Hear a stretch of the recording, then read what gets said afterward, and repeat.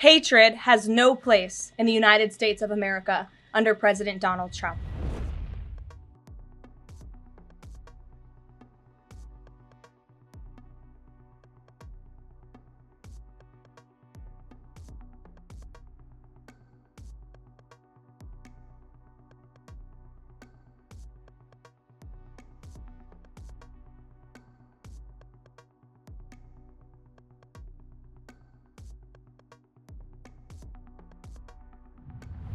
President Trump is saddened and outraged over the brutal murder of two Israeli embassy staff here in Washington, D.C. last night. Yaron Lashinsky and Sarah Milgram were a beautiful young couple. In fact, we learned that Yaron was planning to propose to Sarah next week in Jerusalem. Yaron's father, Daniel, spoke about the young couple's devotion for one another this morning. He said, "They were in love, one for the other. The embassy told us they were like a star couple at the embassy. I never expected something like this. He had his whole life before him." These words, especially every parent knows, are heart-wrenching.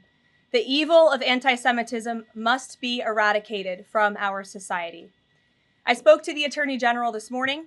The Department of Justice will be prosecuting the perpetrator responsible for this to the fullest extent of the law. Hatred has no place in the United States of America under President Donald Trump.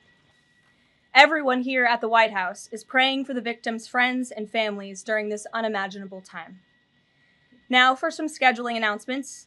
On Saturday morning, President Trump will deliver the commencement address at the United States Military Academy at West Point.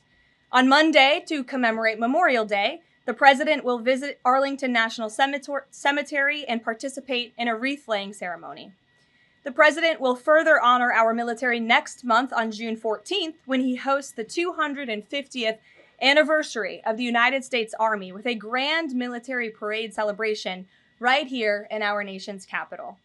President Trump will be joined by veterans, active duty troops, wounded warriors, Gold Star families, and patriotic Americans from across the country to celebrate our heroes who have kept us safe. Tickets for the parade and the celebration are available through the America 250 Commission's event registration portal. It will be a truly historic and special day for our country.